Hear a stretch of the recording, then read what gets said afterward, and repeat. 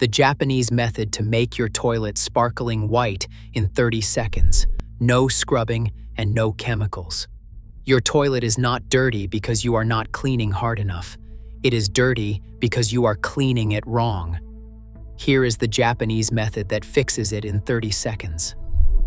This image stays with people who have been to Japan. It does not quite make sense against everything Western cleaning culture assumes about how toilets work and what it takes to keep them that way. The assumption is that a clean toilet is the result of constant, aggressive effort. Bleach, scrubbing, chemical cleaners that require ventilation and gloves, and still, within a week, the ring comes back. The stain reappears under the rim.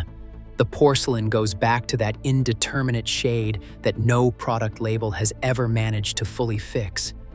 Japan arrived at a completely different answer. And it starts not with a product, but with understanding what toilet stains actually are.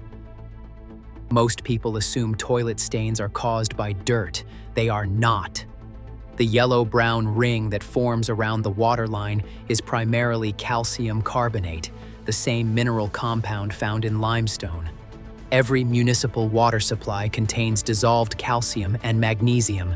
Each flush deposits a microscopic layer of these minerals onto the porcelain surface, invisible at first.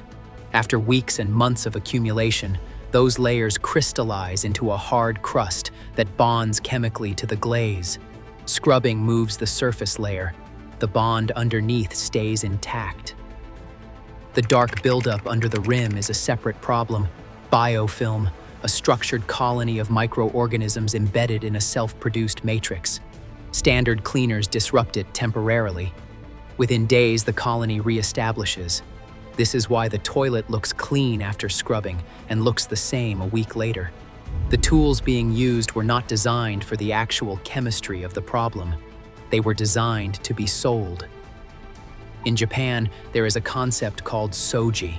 It translates roughly to cleaning, but the meaning extends far beyond the action. Soji is rooted in Shinto belief, the idea that physical spaces carry weight, and that maintaining cleanliness is an act of respect for the space itself. Shinto shrines across Japan are cleaned with ritualistic precision, not because they get visibly dirty, but because the cleaning is part of what makes them what they are. This reached every level of Japanese society. In Japanese elementary schools, there are no janitors. The children clean the classrooms, the corridors, and the bathrooms themselves every afternoon, not as punishment, as education. The understanding that a shared space is a personal responsibility is taught from age 6, and by adulthood, it has become structural. Japanese households interrupt the chemistry before it can complete. A 30-second wipe after the last use of the day.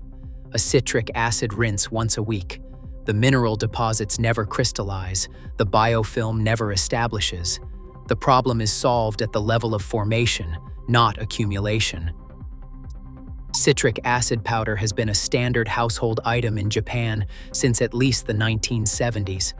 Brands like Muji and Sun Home sell it in large bags at convenience stores and 100-yen shops next to dish soap, not in a specialist cleaning aisle, because in Japan, it is not considered a specialist product. It is considered basic household chemistry. Here is why it works where bleach does not. Calcium carbonate is an alkaline compound. Bleach is also alkaline. Applying an alkaline cleaner to an alkaline stain does not break the bond. Citric acid is a weak organic acid. When dissolved in water and applied to a mineral deposit, it undergoes a chelation reaction, and the acid molecules physically surround and extract the calcium and magnesium ions from the crystalline structure, pulling the deposit apart from the inside. The stain does not get scrubbed away. It dissolves.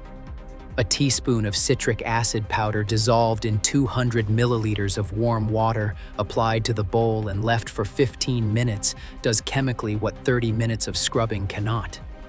The loosened mineral residue disappears with a flush. For the biofilm under the rim, the dark, persistent buildup that brushes and sprays never fully reach Baking soda disrupts the molecular adhesion, keeping the matrix attached to the porcelain. Applied directly and left to sit, it penetrates where sprays cannot, and it breaks the adhesion from the surface up. The combination of citric acid followed by baking soda creates a fizzing reaction at the surface level. Carbon dioxide gas released at the porcelain lifts loosened mineral deposits and biofilm particles into suspension in the water, where a flush carries them away. The chemistry does the mechanical work that the brush was never effective at doing. Some Japanese households make small fizzing tablets in advance, using baking soda and citric acid pressed with a few drops of essential oil. One tablet dropped into the bowl before bed, a flush in the morning. No contact, no scrubbing, no fumes. A toilet treated this way weekly never accumulates enough mineral buildup to require anything more aggressive. The toilet technology developed in Japan takes this philosophy to its logical conclusion. Toto, the world's largest toilet manufacturer, developed a ceramic surface coating called Siphon-Tect in 1999. Standard porcelain is covered in microscopic ridges where mineral deposits and biofilm gain their initial foothold. Siphon-Tect is an ultra-smooth nanoglaze baked into the ceramic during manufacturing. The surface is so uniform that mineral ions cannot find purchase and biofilm cannot establish adhesion. Waste slides off with each flush before anything can bond. Toto toilets also spray the bowl interior with a fine mist of water before each use, creating a thin water barrier between the porcelain and incoming material. Prevention engineered into the flush cycle itself. It is the same logic as the daily citric acid spray, but built into the hardware. The deeper lesson from Japan is not really about citric acid or baking soda.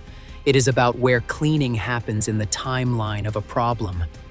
Western cleaning culture places cleaning after the problem has become visible, after the mineral crust has hardened, after the biofilm has established, after the stain has been there long enough to feel permanent.